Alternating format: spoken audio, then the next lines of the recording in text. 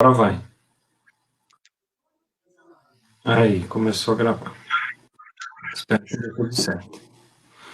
Vamos aguardar uns 5 minutinhos, então, Marcelo, para iniciar, esperar o pessoal chegar.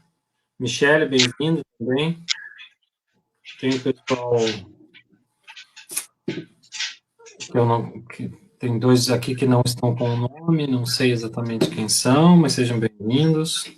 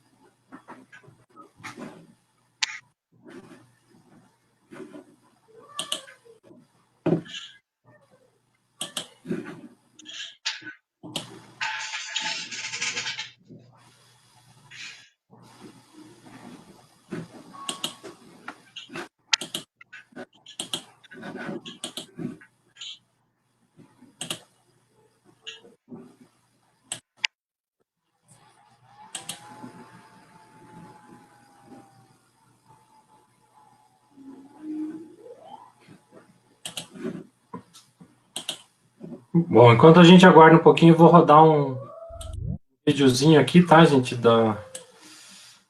em homenagem ao Dia da Luta Antimanicomial, um vídeo do CRP do Rio Grande do Sul, bem básico, mas só para rodar aqui, enquanto a gente aguarda, então, mais uns minutinhos. Vou compartilhar minha tela. Vamos ver se funciona, junto com o áudio, compartilhar.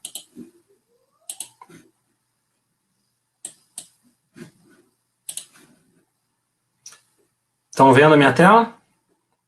Sim. Ok, obrigado. Até pouco tempo, as pessoas consideradas loucas tinham como única alternativa de tratamento o hospital psiquiátrico, afastadas de suas famílias e da convivência com a comunidade. Com o avanço dos estudos sobre saúde mental, um novo modelo de tratamento instituiu o cuidado em liberdade em uma rede de atenção psicossocial em que a internação deve ser de curta duração em hospital geral e como último recurso. Contra as evidências científicas, em 2017 o Ministério da Saúde trouxe novamente os hospitais psiquiátricos como centro de tratamento das pessoas em sofrimento mental e dos usuários de álcool e outras drogas. O CRPRS considera essa medida uma ameaça à saúde de nossa sociedade. O Conselho de Psicologia, respaldado pela Organização Mundial de Saúde, defende o cuidado profissional em liberdade, aliado à família, aos amigos e à comunidade. 18 de maio, Dia da Luta Antimanicomial. Conselho Regional de Psicologia do Rio Grande do Sul. Ampliar ideias, aproximar pessoas. Muito bem.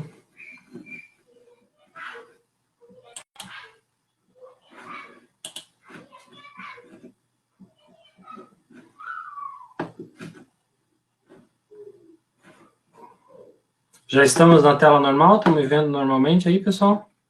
Sim, professor. Ok.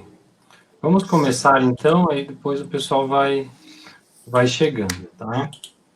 Então, para quem não é do nosso grupo de estudos e pesquisas, né, considerando que esse é um evento aberto, eu gostaria rapidamente de me apresentar e falar um pouco sobre esse projeto que a gente está desenvolvendo durante a pandemia e tudo que tem acontecido aí do ponto de vista do sofrimento psíquico e da saúde mental, né? A nossa proposta de atuação, portanto, eu sou o professor Rodrigo Alvarenga, eu atuo no mestrado em Direitos Humanos e Políticas Públicas da PUC Paraná e trabalho também no Núcleo de Direitos Humanos da universidade e coordeno o nosso grupo de estudos e pesquisas em Direitos Humanos, Saúde Mental e Políticas Públicas.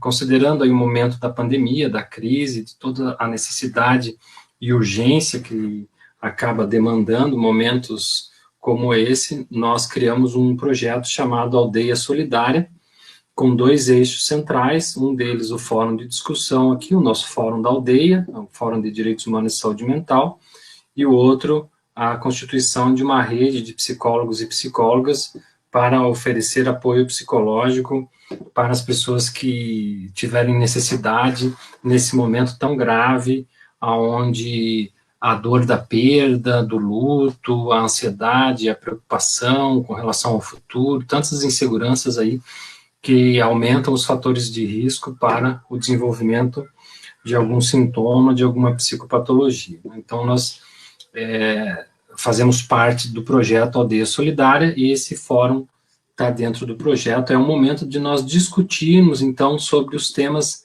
sensíveis relacionados ao momento da pandemia, né? Nós resolvemos, então, trabalhar com alguns assuntos que se tornam necessários e urgentes. No último encontro, nós trabalhamos com a questão do negacionismo, né, o que nega o negacionismo, né, o colega mestrando falou sobre a ideia de um monstro dentro do outro, né, que no fundo há um medo profundo que acaba sendo evidenciado nessa negação da realidade, que a gente percebe também até uma relação dessa negação com o próprio fenômeno da personalidade fascista, né, o quanto isso acaba desembocando muitas vezes em práticas de violência. Foi uma discussão bem interessante. Infelizmente, a gente não conseguiu gravar naquele momento, deu um problema na gravação aqui,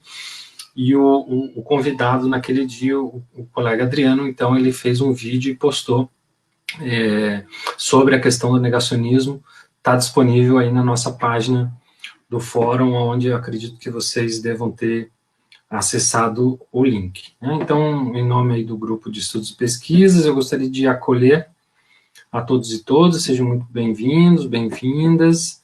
É muito legal ter vocês aqui para tratar desse tema, então, hoje, que é o da medicalização em tempos de pandemia, né? Pandemia, sofrimento mental e medicalização. Para trabalhar esse tema, nós convidamos o professor Marcelo Quimati, que atua no curso de saúde coletiva da Universidade Federal do Paraná como professor, é um grande amigo e, acima de tudo, um grande ser humano, né? Tem formação, é médico psiquiatra, doutor em ciências sociais, trabalhou aqui em Curitiba à frente do Departamento de Política sobre Drogas, né? Tivemos projetos aí em parceria com a universidade, como o Conexão Jovem, por meio do qual a gente tentou trazer a perspectiva de redução de danos para o município, mas foi bastante conturbado esse processo, e com a transição do governo municipal aqui, a gente teve algumas dificuldades, mas o professor Marcelo tem uma grande responsabilidade em trazer bons ares para a política pública de saúde mental aqui no município de Curitiba. Ele é uma das pessoas que está à frente da Abrasme também, da Associação Brasileira de Saúde Mental, já passou pelo Conselho Nacional de Direitos Humanos também, então é um grande nome, é uma pessoa excelente para tratar desse tema, né? A gente tinha acompanhado uma live pela Abrasme que o Marcelo participou, onde ele já falou um pouco sobre o receio que ele tinha de que todo esse sofrimento, no momento atual, encontre na medicalização uma forma quase que exclusiva de abordagem de tratamento, né? Então, é um prazer tê-lo aqui, Marcelo, seja muito bem-vindo, e a gente agradece muito aí por você ter aceito o convite para estar conosco. Rodrigo, muito obrigado, boa noite a todos, muito obrigado pelo convite, é um prazer estar aqui. Obrigado pelos bons ares que você falou. Primeiro, quando eu aceitei o convite, eu não lembrava que era no dia da luta, né? Então, ainda que eu fale a questão da medicalização, acho fundamental, acho importante estar dentro do meu campo de interesse, de pesquisa hoje. Eu acho muito importante falar, começar a fazer uma reflexão da reforma psiquiátrica, do dia da luta, nesse contexto de epidemia, nesse contexto do sofrimento mental hoje.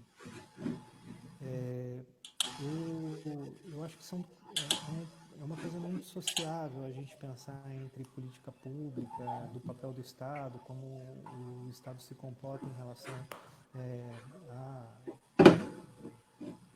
à questão da epidemia, a questão do sofrimento dentro da epidemia, em relação à questão das pessoas, né, como que o Estado deve se colocar diante das pessoas numa situação de vulnerabilidade como essa. Então, eu acho que são coisas indissociáveis. Então, eu vou primeiro pensar um pouco, quero fazer uma discussão a respeito da questão da reforma nesse âmbito de epidemia, para depois falar um pouco a respeito da questão da medicalização. Já me coloco à disposição para a gente estar falando novamente sobre medicalização dentro desse contexto nacional. Mas eu acho que é importante a gente resgatar, não dá para passar dentro desse momento assim, de fragmentação social, de mudança do caráter nacional, de como o país se pensa país, no meio dessa epidemia, fazendo uma fala sobre saúde mental no dia 18 de maio. Acho que seria até irresponsável da minha parte. Como o Rodrigo falou, eu sou professor da Universidade Federal do Paraná, sou de São Paulo, trabalhei no Ministério da Saúde durante muito tempo, faz mais ou menos uns 10 anos. Eu faço parte ainda do Conselho Nacional de Direitos Humanos e sou representante da universidade também dentro do Conselho Estadual de Política de Drogas aqui do Paraná. Bom, como o Rodrigo falou, algumas semanas atrás eu participei de uma discussão, de uma live, né, junto à Associação Brasileira de Saúde Mental, e eu citei que, ainda que as epidemias elas sejam uma situação nova, é uma experiência nova, a forma com que a gente está vivenciando isso é absolutamente particular da nossa cultura e da nossa realidade hoje. As epidemias elas constituem um fenômeno muito comum à humanidade. Elas constituem um fenômeno recorrente na história da humanidade e para que a gente entenda elas, a gente precisa se remeter em que mundo é esse que a epidemia surge. Então, para a gente entender o sofrimento mental, hoje em dia, é importante a gente entender em que mundo é esse que a gente vive. Desculpa interromper, mas tem um áudio vazando e o professor está falando muito baixo o áudio dele, e tem o áudio de alguém teclando, coisa assim, está vazando. Ok. O microfone, assim fica mais fácil? Está melhor ou pior? Melhorou bastante. Não, tá ótimo, então. Para mim é terrível falar no microfone. Bom, então, como eu estava falando, a questão do impacto de uma epidemia e o sofrimento, a reação e como as pessoas experimentam isso, faz parte desse universo cultural e do que é contemporâneo quando surge uma epidemia. Então, existem vários estudos, por exemplo, desde como a cidade de Buenos Aires ela entendia a epidemia de cólera e como, por exemplo, a epidemia do cólera ele fez com que a sociedade se fragmentasse, parte da sociedade ela foi para uma parte da cidade, outra, e a partir disso aí nasce uma história. Então, a resposta que a sociedade tem a uma epidemia, ela diz muito respeito a como é essa sociedade, como que ela existe naquele momento, né? E a gente vive hoje num mundo que a gente tem certezas excessivas e que boa parte das nossas preocupações cotidianas elas estão muito relacionadas ao consumo. E isso tudo tem uma interferência bastante grande. E nesse âmbito está relacionado à questão da medicalização. A medicalização, como assim, conceitualmente, é o processo de você tornar médicos fenômenos que não são necessariamente médicos. E hoje isso equivale não só a você criar uma nomenclatura, criar um entendimento, criar uma cultura em cima de algumas categorias médicas, que elas são disseminadas, por exemplo, o que tem ouvido muito hoje em dia é falar, nossa, mas transtorno obsessivo compulsivo não é mais doença atualmente. Então, essas categorias médicas, elas implicam, né, num conjunto de procedimentos que, invariavelmente, dentro da psiquiatria, envolvem consumo de medicações, de substâncias que elas diminuem sintomas, fazem com que as pessoas elas experimentem aquele sofrimento de uma determinada forma, e essa cultura na qual a gente vive ela está muito voltada para isso. Então, e isso é particularmente, como eu vou voltar a falar um pouco mais para frente, isso é particularmente angustiante, porque hoje nós temos tratamento para absolutamente tudo, né? E mesmo para fenômenos que não são médicos, por exemplo, luto, tristeza, impotência sexual, diminuição da libido, ganho de peso, são fenômenos que eles fazem parte na nossa vida cotidiana, mas que não necessariamente são fenômenos médicos. E que nós temos respostas dentro da lógica de consumo para isso. Bom, e isso acontece dentro de uma escala gigantesca. Mas não é só disso que vivemos hoje. A gente pode falar que esse conjunto de fenômenos relacionados à medicalização, eles são universais, né? Isso dentro da cultura ocidental, ele é absolutamente generalizado. Mas nós temos particularidades que são particularidades brasileiras que eu queria falar dentro da perspectiva de falar um pouco da reforma, antes de entrar dentro desses fenômenos que são universais. Então, o primeiro ponto que não só a mim e não só a vocês tem nos deixado estupefatos e tem criado não só um grande desconforto, mas que é absolutamente chocante, é como a nossa sociedade, estou falando a sociedade brasileira, não ocidental, ela conseguiu criar, dentro da lógica da epidemia, uma inserção dentro de um processo de polarização política, né?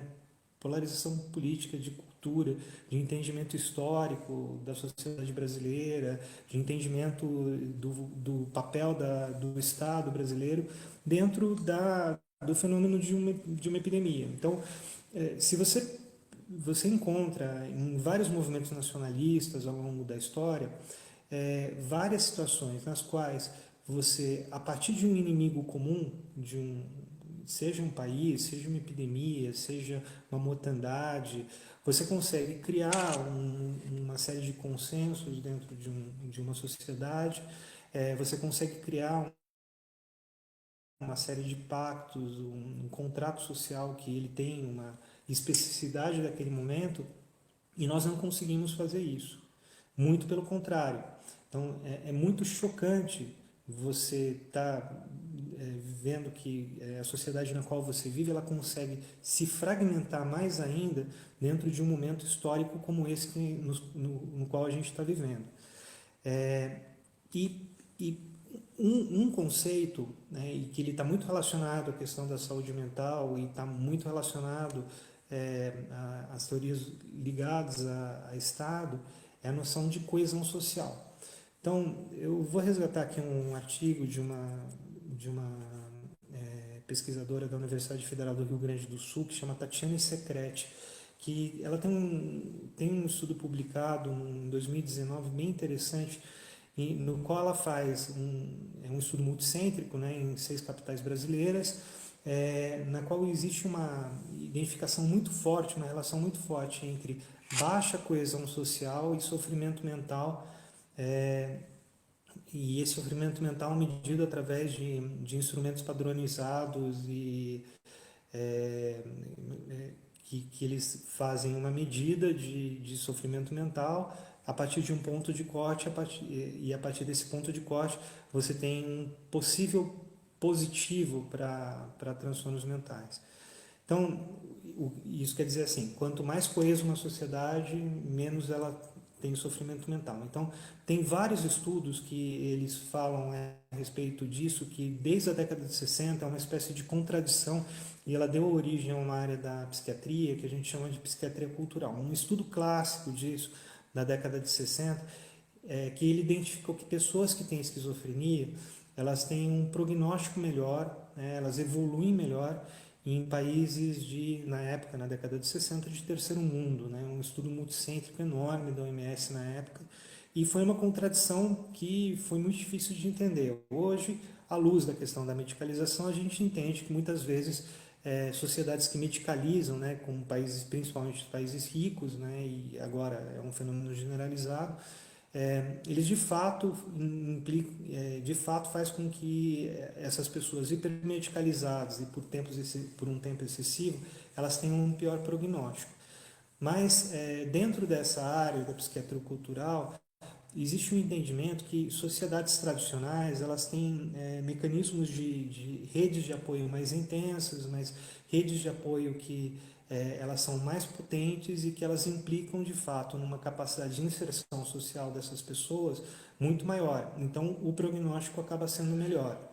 Então, coesão social é um conceito antigo, é um conceito que já foi desenvolvido dentro da lógica do trabalho em sociedade, do Durkheim, desde o século XIX, e que foi utilizado e é utilizado dentro de teorias econômicas, teorias políticas, teorias de saúde. Mas o importante é pensar que qualquer tipo de conceito de coesão social, ela implica numa relação direta da coesão com sociedades igualitárias, ou seja, quanto mais desnível social você tem numa sociedade, menor é a coesão social, quanto mais igualdade, menor a coesão, quanto mais a capacidade de você se identificar com o outro em relação a estilo de vida, forma de viver, de valores, maior é a coesão social. Então, sociedades em que você tem baixa coesão social, você tem mais sofrimento mental, porque você não se identifica com o outro, você é explorado pelo outro, você explora o outro, você tende a coisificar o outro. E tem alguns estudos que mostram, por exemplo, isso é bastante interessante, que sociedades que você tem mais coesão, você consegue fazer pactos. Então, sociedades mais coesas, elas conseguem se transformar com uma facilidade, evoluir com uma facilidade maior, porque é mais fácil de você criar consenso, você criar pactuação, e isso é justamente o que a gente não vê no país. Então, aí que entra a questão da reforma. Então, desde 88, a gente tem em 88, é uma Constituição que ela sai depois de um longo período de sofrimento. Ela sai depois de um longo período de ditadura, de censura, e eu gosto de comparar muito a Constituição de 88, que ela é um projeto de país que implica numa ampliação progressiva de direitos, um processo de inclusão progressivo também. Ela coloca para o Estado algumas obrigações que elas passam a ser obrigações para todas as pessoas. Então, existe dentro da concepção do Sistema Único de Saúde uma concepção igualitária, uma concepção democratizante. uma clara lógica de ampliação de direitos. E eu gosto muito de comparar esse fenômeno que a gente teve numa Constituição que deu origem, né, a princípios que viriam nortear a Constituição do Sistema Único de Saúde, com a Constituição do Sistema de Saúde inglês, depois da Segunda Guerra Mundial. Então, são dois momentos históricos em que, depois de um grande sofrimento da sociedade, esta opta, né, por criar um Estado, né, que amplia direitos, né, age em defesa da vida de forma universal, né, entendendo que aquilo é um bem que ele não pode ser mercantilizado e que a única forma de você ter esse tipo de garantia é não tornar ele escravo do capital, assumindo para o Estado aquela condição. Então, lógico que tem milhares de diferenças nesses dois momentos históricos. Um deles é que a sociedade brasileira ela sempre foi historicamente e é ainda muitíssimo mais desigual, e que vários outros processos eles deviam acontecer de uma forma concomitante. Um deles foi, por exemplo, a criação do Sistema Único de Assistência Social, o SUAS, mas de uma série de políticas que elas vinham desenvolvendo. E hoje a gente percebe isso com muita clareza dentro da situação de epidemia, que um grande elemento de coesão social que a gente tem no país é o Sistema Único de Saúde. O Sistema Único de Saúde, existe, por exemplo, uma discussão de que, olha, vamos criar uma fila única de acesso a leitos de UTI, a acesso à internação, porque você não pode ter uma taxa de ocupação absurdamente diferente entre hospitais privados e hospitais públicos, né? A gente tem que garantir direito à vida e esse direito à vida como um fenômeno que ele tem que ser controlado e tem que ser cuidado pelo Estado, que o Estado é a única coisa que ele consegue distribuir esses direitos de forma equitativa. Bem, então, o Sistema Único de Saúde ele tem um aspecto de radicalização dessa diretriz de promoção de igualdade, de entendimento com o Estado como responsável por isso. E dentro dessa lógica, dentro do Sistema Único de Saúde, a reforma psiquiátrica e a Política Nacional de Saúde Mental é a radicalização disso.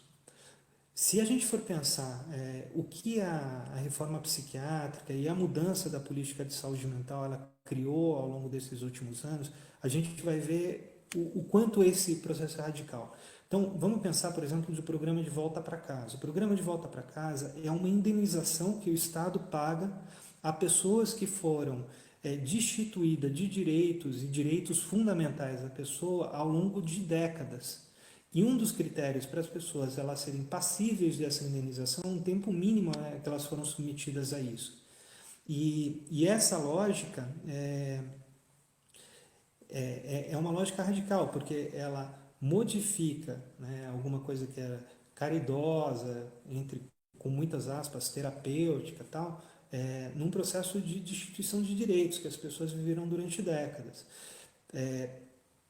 Vamos pensar assim, a reforma ela criou uma política de álcool e drogas, né? Ela tem princípios de uma política de álcool e drogas, ainda que vou falar um pouco mais disso. A gente teve uma lei, uma nova lei de drogas aprovada no final do ano passado, que ela modifica um pouco essas diretrizes, por exemplo, colocando as comunidades terapêuticas, que não são nem comunidades, não são terapêuticas, são depósitos de pessoas, como parte dessa política, como órgãos, como instituições privadas financiadas com recurso público, mas que ela modifica um pouco esta lógica que existe dentro da reforma psiquiátrica, que incorpora essa política de drogas, mas dentro desse projeto nacional, que é um desdobramento da Constituição de 88, a Política Nacional de Saúde Mental, ela criou um processo e desenvolveu um processo de resgate de direito e tirar essas pessoas de uma situação de marginalidade. Da mesma forma, foi a Política Nacional de Saúde Mental que criou as primeiras políticas sistemáticas de cuidado em populações em situação de rua, que foram os consultórios de rua, que depois foram incorporados pela atenção primária como consultórios na rua. Mas por quê? Porque deu certo. Porque foram projetos que eles conseguiram ser muito potentes no sentido de criar inclusão, de criar igualdade. Então, a reforma psiquiátrica eu entendo como um patrimônio, não só cultural, como político, imaterial no país, na medida em que ela é uma experiência muito bem sucedida de radicalização na promoção de direitos e de igualdade promovida pelo Estado e desenvolvida a partir de uma Constituição. E é isso que a gente não pode esquecer, né? E o que é a reforma. Então, o que vem acontecendo com a reforma é o que vem acontecendo com o Estado brasileiro e, de certa forma, ela retrata um pouco de como que a nossa sociedade evoluiu até este momento em que surge a pandemia no Brasil. Então, a partir de 2015, 2016, esse modelo como um todo ele começou a ser desfinanciado, né? A legislação começou a mudar, como o Rodrigo mostrou nesse vídeo, do Conselho Regional de Psicologia do Rio Grande do Sul. Não só as comunidades elas foram incluídas, mas como existe um aumento a partir de 2017 no financiamento público dos hospitais psiquiátricos. Hoje a gente tem uma realidade nesse sentido de ampliação do número de leitos, e ampliação proporcional e absoluto do financiamento de leitos dos hospitais psiquiátricos. E ao mesmo tempo em que esse processo ele se dava dentro da reforma psiquiátrica, dentro da política de saúde mental, a gente viu um processo de destituição progressiva de direitos que são considerados universais. Então, as mudanças das leis trabalhistas, a diminuição de direitos trabalhistas, o desfinanciamento dos grandes sistemas públicos, principalmente do SUS e do SUAS, eles passaram a criar uma noção de Estado, e isso também temperado por uma lógica de que essas políticas, de uma forma geral, elas eram fonte de corrupção, de desvio, e isso dentro também de uma lógica neoliberal de que o Estado ele tem que ser cada vez menor e que o mercado, de uma certa forma, ele cria dentro da sociedade um equilíbrio e que ele não se opõe à lógica democrática, ele não se opõe à lógica de você ter geração de riqueza de uma forma universal, tal. Essa mudança do Estado e esse sucateamento que a gente teve como um todo, ele aparece no momento em que surge a epidemia. Então, todos esses elementos que eles estavam dentro do Estado, e que eles garantiam um mínimo de coesão social, que são elementos que promovem a igualdade, promovem a identificação com o outro, eles promovem uma lógica de que o Estado é um Estado que cuida, né, porque as pessoas elas precisam de um certo cuidado, mas que isso não se esgota nisso, né, o cuidado que as pessoas precisam ter. A gente passou de ter um Estado cuidador para ter um Estado diferente e para a gente chegar no ponto que a gente está agora de ter um Estado genocida, né, um Estado e que ele fala claramente, abertamente, de que a vida humana ela tem uma importância relativa e não absoluta. Né? E você pode relativizar a importância da vida humana se você comparar com a questão econômica, a questão do capital, e que o que quebra é a pobreza, e que quando, assim, uma lógica que eu tenho muita dificuldade de entender é a seguinte: na história de todas as epidemias, aparece a importância do Estado.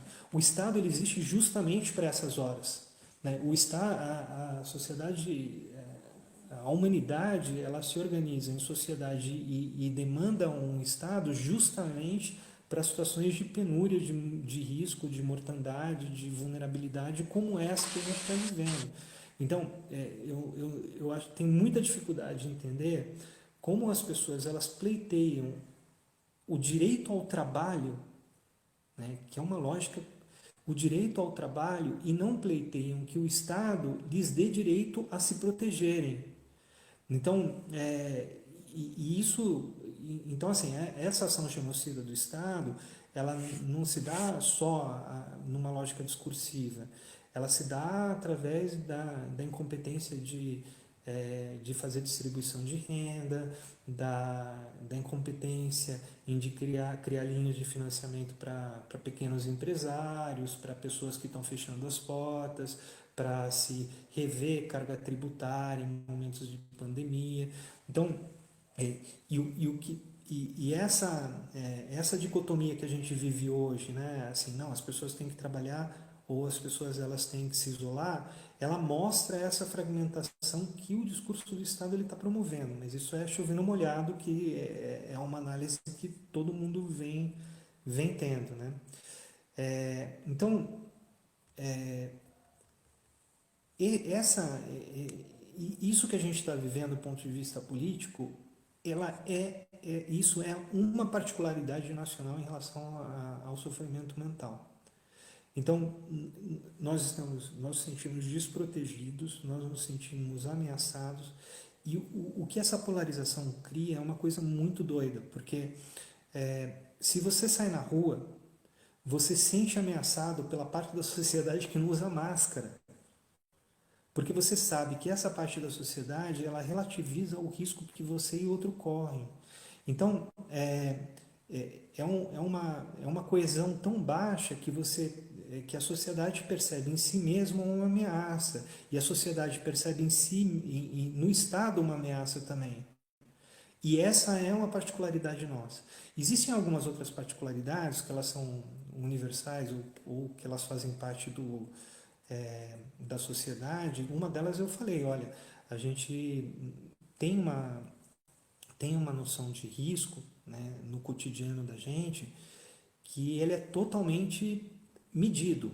A gente sabe, por exemplo, a gente sabe que o cálculo da tua vulnerabilidade, se você anda no carro com cinto de segurança ou sem cinto de segurança, é algo mensurável.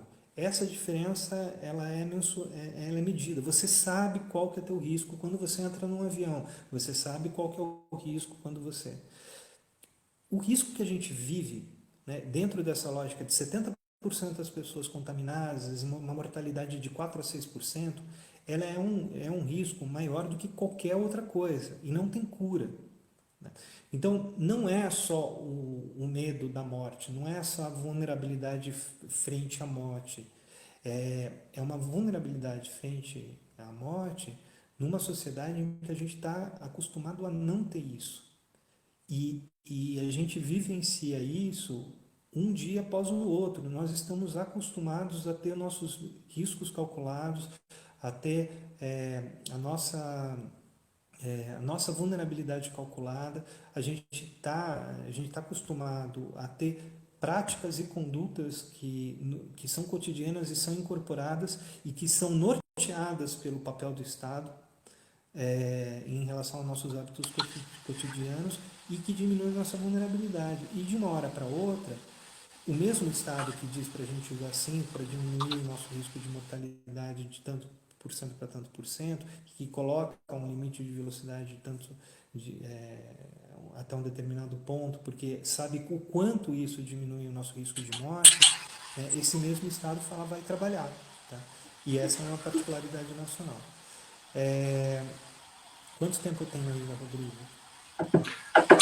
Eu acho que me 5 minutos. Oi?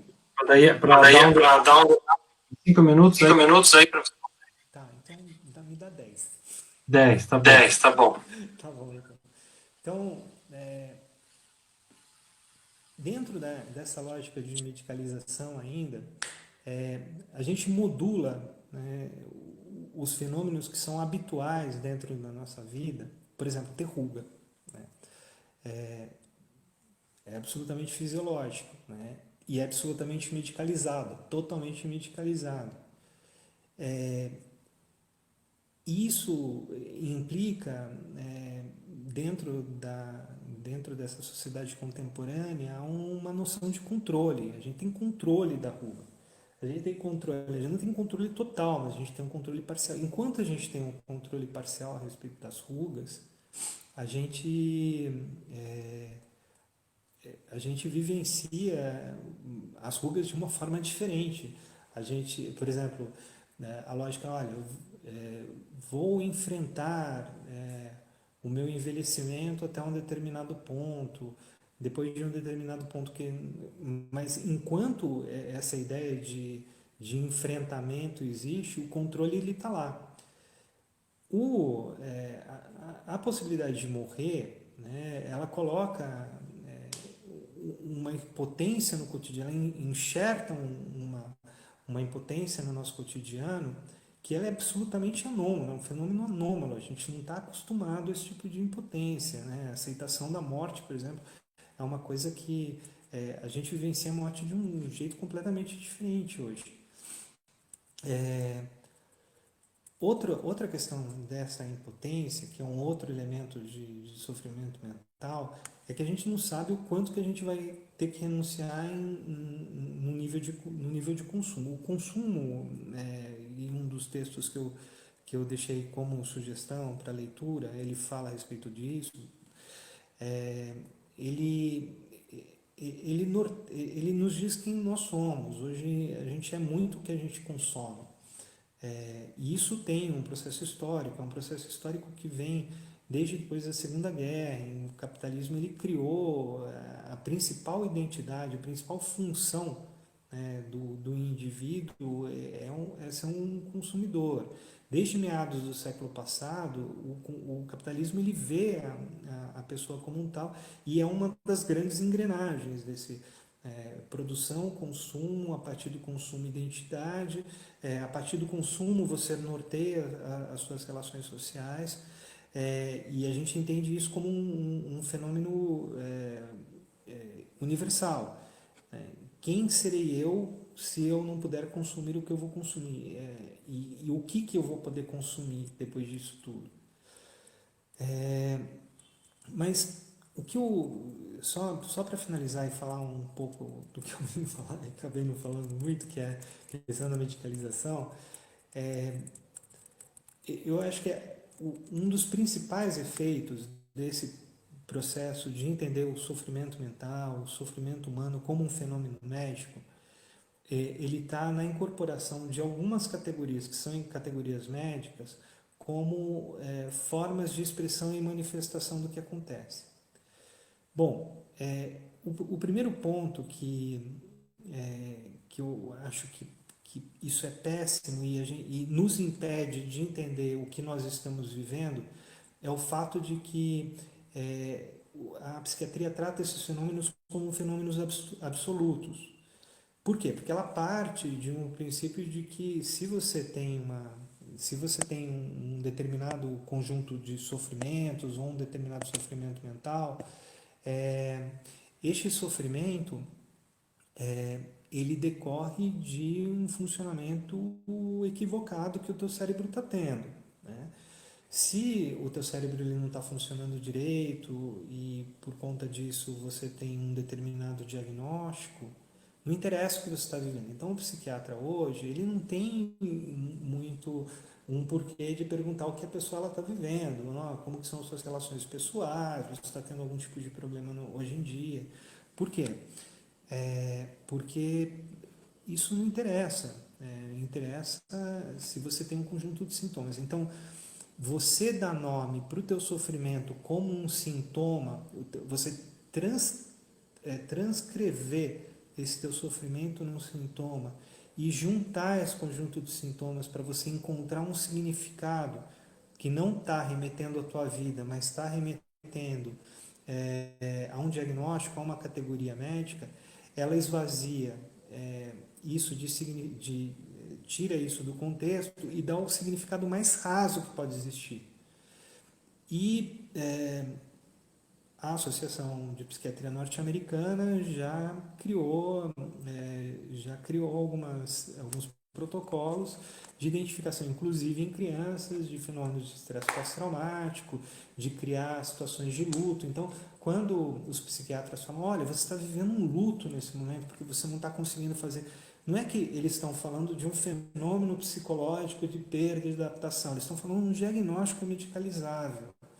Tá? Então, outro dia eu li uma entrevista esdrúxula da presidência da Associação Brasileira de Psiquiatria, dizendo que nós teremos uma quarta onda decorrente da epidemia, que será uma onda de grandes transtornos mentais, nós teremos uma epidemia de transtornos mentais, e que olha o perigo, né, desse tipo de afirmação. Olha o perigo da gente entender o que a gente está vivendo como um conjunto de sintomas sem contexto. Né?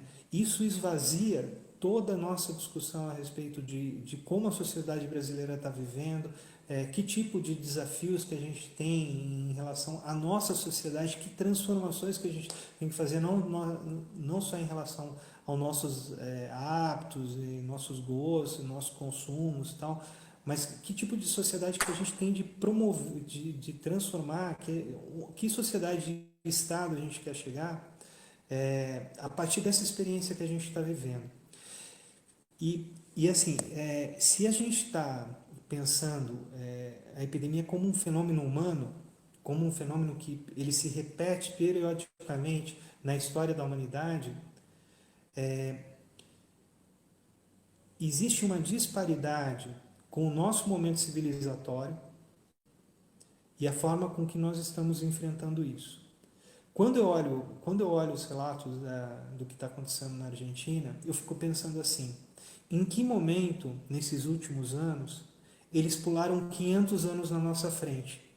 Em que momento, nessas últimas décadas, a Argentina ela passou por um momento civilizatório que nos coloca na Idade Média? Em que momento, o que aconteceu, em que momento aconteceu isso que justifica eles conseguirem ter uma sociedade coesa, solidária, que está disposta a enfrentar esse fenômeno como um fenômeno social e coletivo, e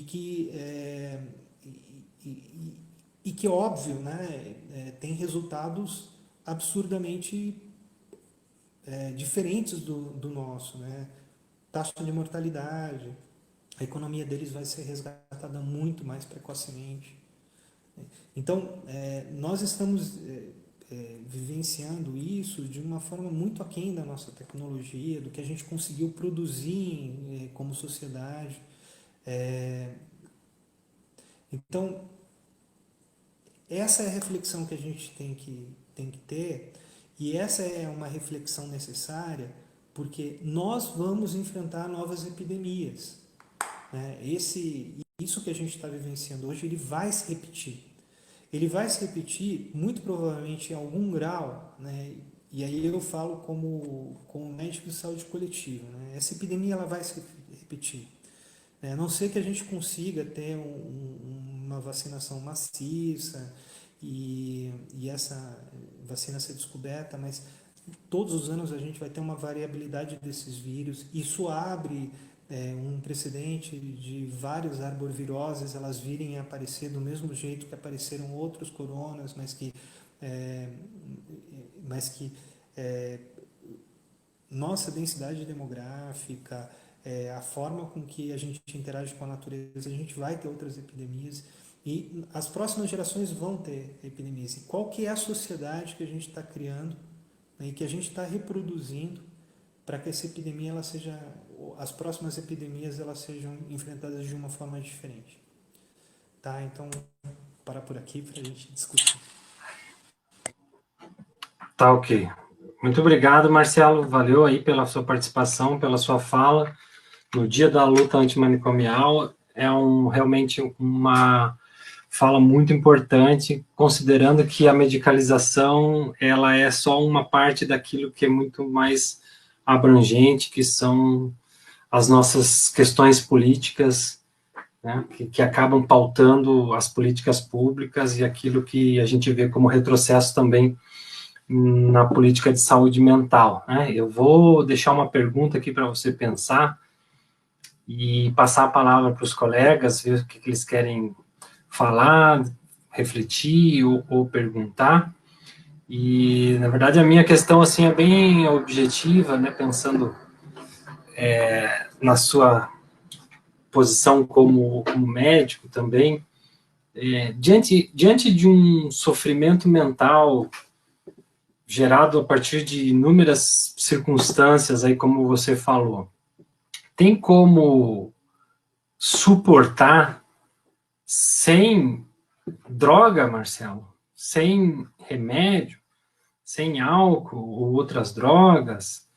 Porque me parece que a gente está caminhando para uma sociedade que ela se torna insuportável sem algum tipo de apoio, ajuda para aguentar isso, tanto do ponto de vista da produtividade, né, que a gente precisa ter muita cafeína para produzir, acaba tendo que ter outras substâncias que compõem aí o nosso cotidiano, o açúcar, a gordura, né, não só restringindo ao assunto da droga psiquiátrica, né? Será que tem como a gente aguentar essa sociedade e esse grau de sofrimento mental sem remédio, e aqui considerando o remédio na sua totalidade aí, né? Mas aí pensa aí, vamos passar a palavra para o Felipe de Nadai está aqui, é um estudante, foi estudante da Psico, né? Não sei se ele já se formou, Felipe, e ele tem feito algumas pesquisas também sobre o uso das drogas ilícitas, Marcelo, no tratamento de alguns sintomas, de algumas Olá. Oi, Felipe. Você poderia fazer alguma consideração sobre isso, ou fazer alguma pergunta? Olha, eu cheguei... Olá, boa noite, tudo bem com vocês? Tudo bom, professor? Só respondendo tua pergunta, eu ainda não me formei, estou com esse problema da tangencial com o corona envolvido, então está todo mundo de pernas para o ar esperando algum tipo de resposta das universidades, né? Sim. Mas quanto à fala do colega, desculpa, eu não peguei o nome dele. Oi? Marcelo Kimati. Marcelo Kimati. Olha, eu achei muito interessante, principalmente na parte em que nós temos um medo coletivo agora. E nós, eu acho que já está um clichê isso daí, que nós estamos passando por um trauma coletivo, e isso vai se perdurar por muito tempo.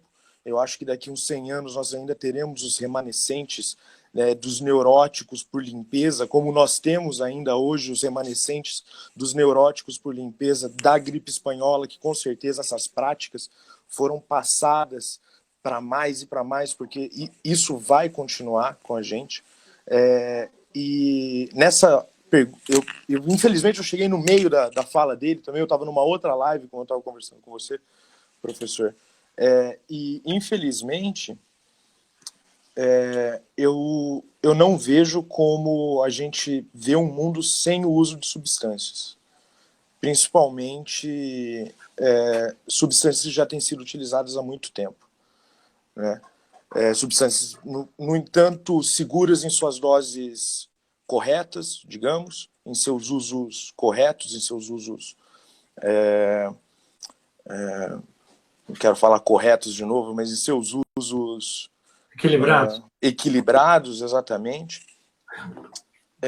E nesse quesito eu enviei para você justamente uma pesquisa recém-publicada, foi publicada já num livro no ano passado, agora que está saindo para a internet, foi deixado pela editora, com o uso de psicodélicos para transtorno de estresse pós-traumático. E o que se tem lançado agora, essa é uma pesquisa que eu já fiz, que foi realizada no Brasil no ano passado, eu fiz uma pesquisa bibliográfica da pesquisa que foi realizada no Brasil no ano passado, e o que tem se falado agora, justamente nesses tempos de Covid, é que essas substâncias, as ditas psicodélicas, elas poderão ajudar muito no pós-pandemia, justamente por criar uma tríade, ou, na verdade, voltar àquela tríade clássica da psiquiatria em conjunto com a psiquiatria e o paciente. Não deixar cada um ficar no seu cantinho, administrando os seus saberes, né? Porque a psiquiatria fica no seu canto a cada 3 meses falando para o paciente se a dose vai aumentar ou não, interagindo com outras substâncias, às vezes um estabilizador de humor ou não, e a proposta dessas substâncias psicodélicas ela seria para tanto interagir esses saberes psis, né? A psiquiatria com a psicologia e o seu paciente, como também reduzir o tanto de remédios ou de fármacos que nós usamos diariamente. Porque hoje, em específico, com esse transtorno de estresse pós-traumático, que é o mais promissor. Do que tem pesquisa, né? Dessa pesquisa, exatamente. Nós teremos, bem possível, inúmeras pessoas com esses sintomas bem específicos do transtorno de estresse pós-traumático. Essa excitação, uma tensão constante.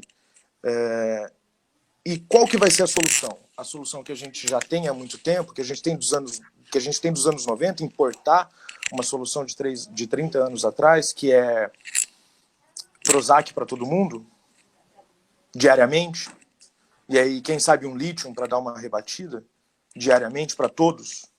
É isso que a gente vai continuar. Essa proposta de psicoterapia aliada com psicodélicos, ela tem uma ideia de apenas 3 sessões com o uso da substância, aliada à psicoterapia. Então, a substância seria utilizada em 3 sessões, administrada por um médico clínico, em assistência de 2 psicólogos clínicos durante a sessão inteira. São 8 horas de sessão, às vezes. Quem já teve experiências com psicodélicos sabe que eles podem durar muito tempo. E uma das grandes diferenças deles, de todas as classificações de psicodélicos, é que eles não inibem nenhum tipo de interação com o nosso sistema límbico. Ou seja, as nossas emoções estariam preservadas durante essa terapia. Algo que os inibidores seletivos de recapitulação de serotonina, eles deixam essa parte de lado. As pessoas ficam normalmente embotadas quando utilizam esses fármacos. A ideia é sentir ao máximo, com assistência de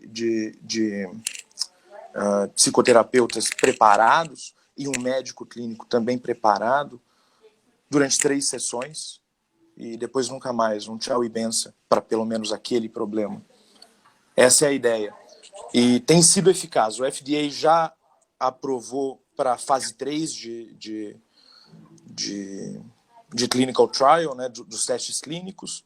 O Brasil fez uma replicação da fase 2 no ano passado. A publicação está para sair agora, tanto que eu pude publicar a minha parte. Então, nós temos coisas interessantes para pensar no que será o nosso futuro pós-pandemia, em como que a gente vai cuidar dessa saúde mental dessas pessoas e de nós mesmos até. Muito bem. Obrigado, Felipe. O problema é que o estigma ainda é muito grande, né, e impede que as pesquisas se desenvolvam nessa área, tanto com o LSD, o MDMA, né, que é dessa pesquisa a qual você se refere. Obrigado. Exatamente. Alguém gostaria de fazer mais alguma pergunta, consideração, antes de nós voltarmos com a palavra para o Marcelo? Adriano, por favor. Boa noite, professor. Boa noite a todos. Acho que alguns aspectos são bastante importantes e relevantes na fala do professor. E essa questão que fala do consumo me parece uma coisa bastante importante no que tange ao que é o social, né? Então, a gente acaba tendo um movimento de consumo como um foco de identidade para o sujeito, né? Então, assim, isso a gente já falava outro dia, né? Que a questão do consumo acaba sendo imperativo. Ao mesmo tempo, o professor falou sobre a questão da Argentina, né? Então, eu acho que são políticas públicas que a gente deve repensar considerando, por exemplo, que a Argentina é hoje o principal polo de psicanálise no mundo, né? Depois vem a França e depois em terceiro o Brasil, se eu não me engano. Talvez eu esteja confuso em relação à França ou ao Brasil, mas se eu não me engano o Brasil vem em terceiro lugar. E, diferentemente do Brasil, a relação entre as escolas de psicanálise, por exemplo, é muito fluida, né? Muito integrada. Isso permite, inclusive, também um trabalho de assistência na rede pública com psicanálise. Né? Eu acho que essa questão, essa visão de política pública, ela é extremamente importante. Passa desde a educação, a questão da saúde, né? E que torna a sociedade, de algum modo, um pouco mais autônoma, dentro do que é possível. Porque eu percebo que essa questão do consumo nos tira autonomia. Né? Buscando até um outro texto que eu trabalhei, um artigo que eu publiquei, que fala sobre o sujeito e o indivíduo. Claro que é uma visão ali do Heine, mais específica, não é uma coisa a se generalizar, universalizar, mas ele coloca o indivíduo como aquele que é formatado pela cultura, pela sociedade, né, que diz para ele que ele só vai ser a sua idealização, só vai ser aquela idealização que ele está sendo, que ele está absorvendo, na medida em que ele consome aqueles objetos que são vendidos atrelado a uma imagem ideal. Então, o sujeito, por mais distante que tenha, que esteja na balança da desigualdade social, para se sentir inserido na sociedade, ele precisa consumir aqueles objetos. Né? Então, ele não tem identidade, ele atrela uma identidade. Enquanto que o sujeito, visto pelo Turkheim, é aquele que se rebela contra isso. É aquele que usa a questão do senso crítico. Né? E aí a gente poderia entrar na questão do gozo, do prazer e do alívio do desprazer, que eu acho que é muito relacionado, que é o tamponamento da angústia, né? Que a gente falou outro dia, né, professor Rodrigo? Que eu acho bastante importante. As pessoas, elas têm aí uma evitação do sofrimento. Né? E eu acho que a questão medicamentosa, ela ser ajustada de um modo responsável. Agora, essa responsabilidade dentro do contexto que nós vivemos é uma coisa bastante complexa, né? Eu cheguei a atuar numa clínica, por exemplo, assim que eu me formei recentemente, me formei em 2017, eu atuei numa clínica em que eu dividia a sala em horários diferentes com um psiquiatra. Então, ele atendia de manhã e eu atendia à tarde. Um dia eu cheguei, ele tinha esquecido lá o formulário de atendimento. Ele conseguiu atender, das 8 ao meio-dia, 30 pessoas. Ou seja, ele atendia em 10 minutos. E um dia eu fui questionado por que eu não passava os pacientes para ele. Eu digo, é antiético da minha parte. Eu não consigo ter a menor tranquilidade em passar um paciente que vai ser atendido em 10 minutos. Daí você foi mandado embora. Não fui embora. Desculpa. Não, eu sou autônomo, né? Poderia ir embora ou não, né? Mas fui questionado, você tem passado para ele? Eu digo, olha, infelizmente não, tal. Desconversei, né? Então, assim, eu, num primeiro momento, a minha esposa é médica também, né? E eu disse para ela, pô, será que eu não estou sendo antiético e não passar para a empresa? Mas, eu disse, pô, antiético é passar para ele, né? Antiético é passar para ele. Então, hoje eu trabalho em parceria com uma psiquiatra que conversa pelo menos 1h10, 1h20, essa é a informação que eu tenho dos pacientes, né? E assim, tudo muito bem observado.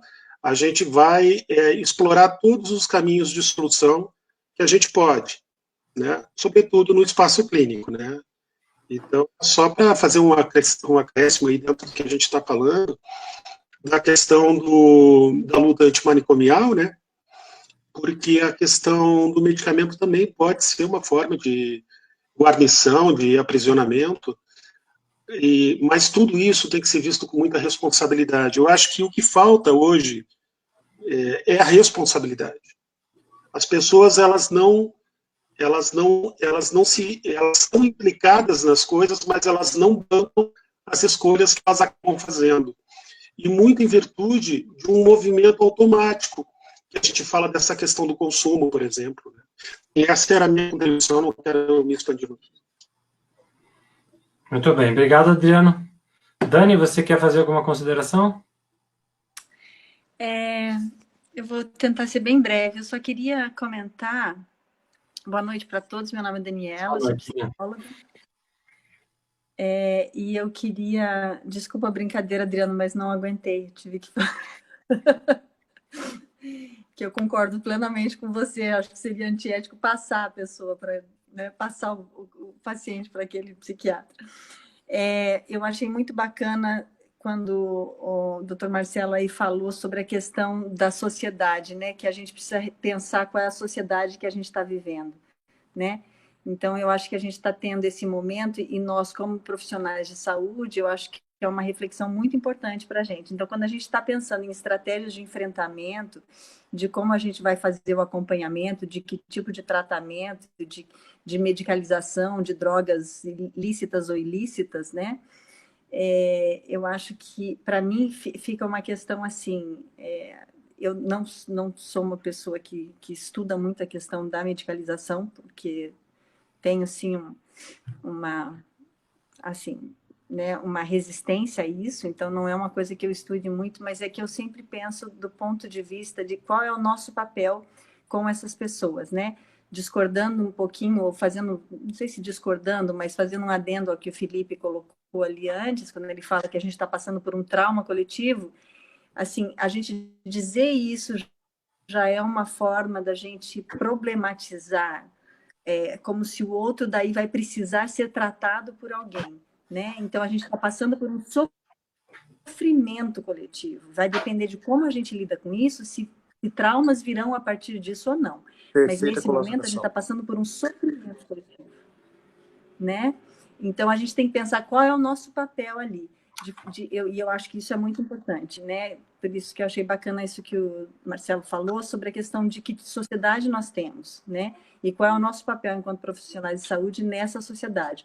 Acho que esse movimento da aldeia solidária vai muito nisso, né? Então a gente sabe por pesquisas e por evidência científica de que se as pessoas tiverem um ambiente de acolhimento e de suporte socioafetivo, elas vão sair melhores, né? Com menos problemas duradouros, né? Afetivos muito duradouros de uma situação desafiadora como a gente está passando. Né? Então, só queria colocar isso que eu achei interessante e eu acho que é isso. Nós estamos em xeque também. Qual é o nosso papel, né? Muito Além bem. da medicalização, ou não, ou do tipo da medicalização. Beleza, Dani, obrigado. A gente está chegando a 1 hora de live. Eu vou passar a palavra, então, para o Marcelo, fazer uma fala em cima do que vocês abordaram e responder a minha provocação aí. Marcelo, você acha que daqui a 5 anos nós vamos estar todos medicados? Então, vamos lá, acho que a primeira coisa, eu vou falar uma coisa que talvez vocês se assustem um pouco. Olha, as drogas não são necessariamente um problema, inclusive as drogas psiquiátricas. O problema, a questão é como elas são usadas, a panaceia feita em cima delas. Tal. Então, por exemplo, é importante você saber que, por exemplo, quando você toma um antidepressivo, né, você está sujeito a um risco. O fato de você estar tomando uma droga psiquiátrica é uma coisa que te coloca numa situação de vulnerabilidade. Aumenta a probabilidade de você fazer uso recorrente, diminui o intervalo. Você está tomando uma droga que você não sabe como faz efeito, você está tomando uma substância que ela cria dependência, está criando você está fazendo uso de uma droga que ela cria uma espécie de filtro entre você e a realidade, em que você vai ter que lidar durante um tempo com o fato de que você vai tolerar menos frustração, que você vai ficar menos irritado com as coisas e que aquilo em algum momento vai passar. Tá? Então existe um custo, existe um risco, ela coloca você numa situação de vulnerabilidade. Mas mas isso não quer dizer que você não use nunca isso aí. O que você não pode é generalizar e entender fenômenos do cotidiano como passíveis de serem de serem medicalizados. Então, a droga em si não é um problema. O problema é o sistema no qual ele faz uso. Então, o Adriano, ele descreveu uma coisa muito comum, assim. Então, o cara faz atendimento de 10 em 10 minutos, mas por quê? Porque ele está mergulhado num modelo em que você é um prescritor de drogas, você, na verdade, é meio um traficante, né? Você é um traficante de droga lícita. Porque é uma droga que desenvolve dependência, tem uma certa legitimidade social em relação a você fazer uso dessa substância, mas que, na verdade, você não tem um modelo epistemológico que tem algum tipo de consistência para te dar segurança em relação a usar aquela droga. Tá? Isso não quer dizer que elas nunca devam ser usadas.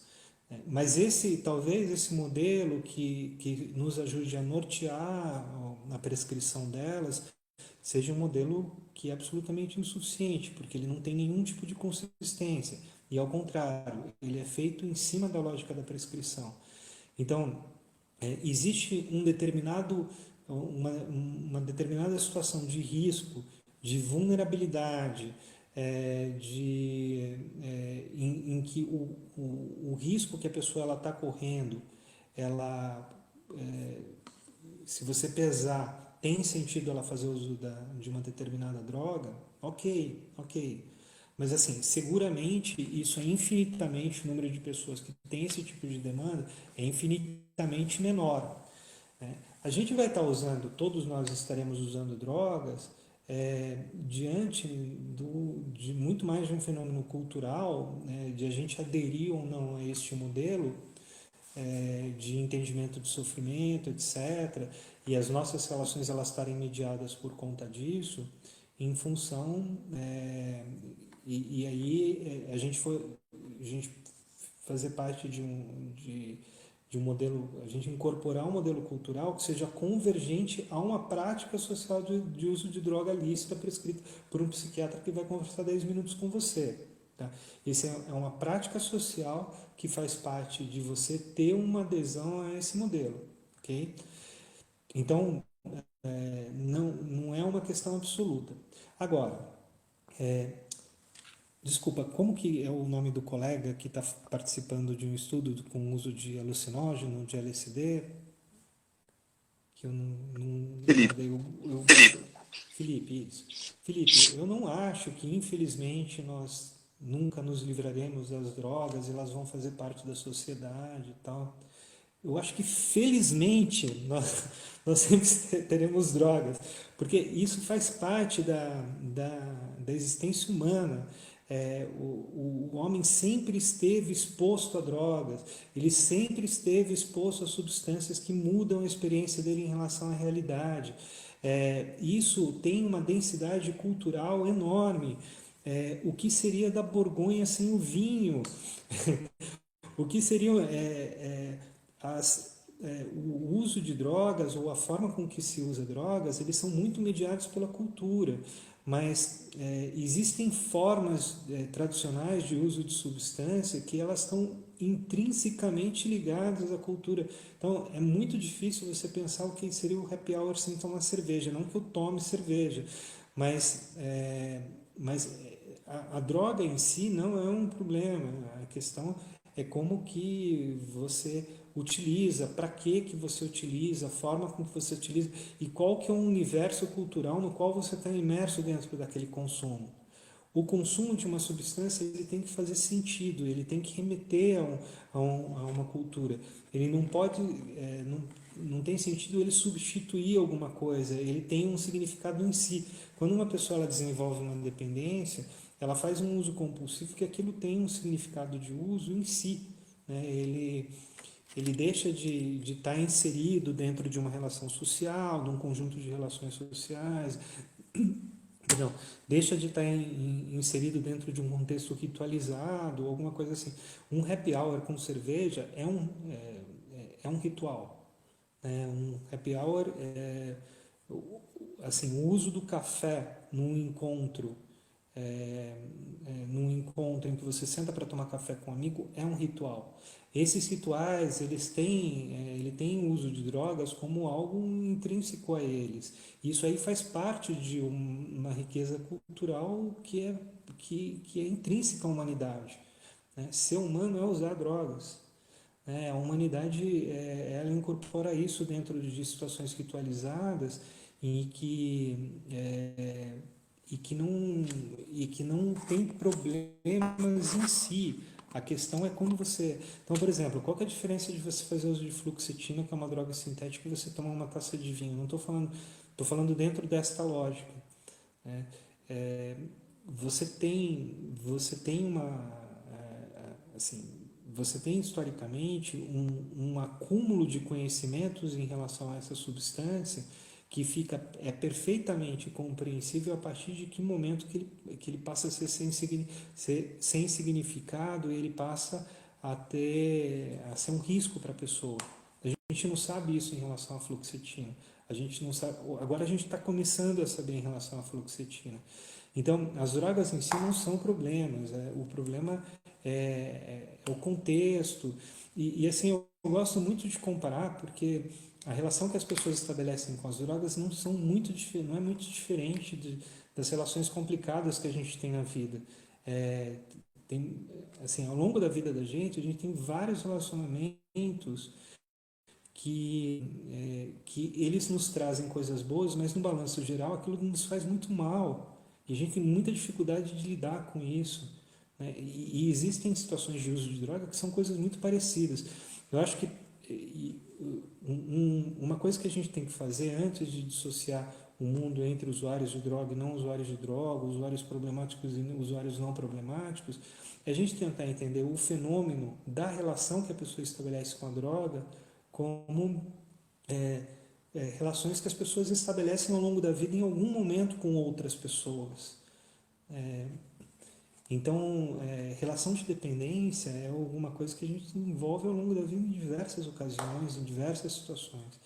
Então, a droga em si, ela não tem um significado absoluto, né? Ela está inserida num contexto relacional, tá?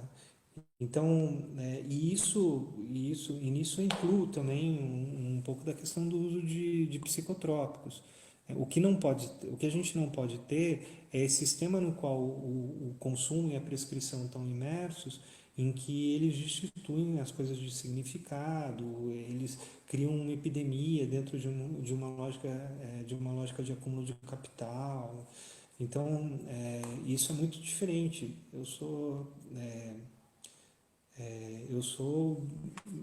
Eu acho que a gente tem que ter bastante cuidado com isso. E a gente tem que tomar cuidado para a gente não colocar todos esses fenômenos dentro de uma lógica muito simplista. Que nós vamos fazer uso de droga durante a epidemia e fora dela, nós vamos. A questão é como a gente vai fazer uso de droga.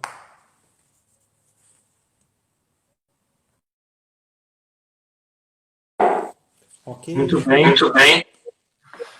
Perfeito, Marcelo. Acho que é isso. Então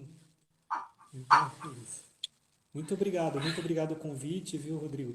Eu estou aí à disposição, se vocês quiserem em algum outro momento fazer uma discussão a respeito de coisas, de algo similar ou parecido com isso, ao longo do processo de epidemia, é um prazer aí colaborar com o grupo de pesquisa de vocês. Valeu, Marcelo. Muito obrigado aí. Eu acho que nos dá uma noção bastante equilibrada sobre o fenômeno da medicalização e essa relação com as questões políticas e de acesso a direitos, de como a gente tem uma luta para trilhar aí no campo das políticas públicas, né, onde a medicalização é apenas um dos eixos, né, considerando o dia da luta antimanicomial, um dia para que a gente possa se encontrar e se fortalecer, né, porque o ataque às políticas públicas de redução de danos, né, às políticas públicas de saúde, ele tem sido muito frontal, assim, né, e realmente o contexto de sofrimento, assim, nos leva a aumentar esse uso de substâncias, né, quer seja lícitas ou ilícitas, que é uma forma de suportar a realidade também, né, e que não dá para moralizar esse ato. Agora, eu acho que uma coisa muito importante na sua fala que você trouxe, que o problema é quando essa política de droga, ela se transforma numa estratégia de controle, né? É um meio de controlar as próprias tensões internas ao fenômeno da desigualdade social, né? Então, o Marcelo Chemati é alguém que nos traz uma reflexão muito importante entre os saberes da psicologia, da psiquiatria e da sociologia. Eu acho que é um diálogo fundamental que precisa ser realizado, né? Então, eu gostaria de encerrar e agradecer a presença de todos e todas, dizendo também que daqui 15 dias, então, no dia 1º de junho, nós teremos a discussão sobre o tema da ansiedade aí durante a pandemia, né? Pensar um pouquinho especificamente esse sintoma. Daqui 15 dias, todos estão convidados. Um abraço, então. Um abraço a todos. Valeu, gente. Boa noite. Obrigado a presença do pessoal aí que veio prestigiar. Até a próxima. Valeu, Dani. Tchau, boa noite. Tchau, Felipe. Obrigado pela presença. Até mais. Boa noite a todos. Boa noite. Boa noite.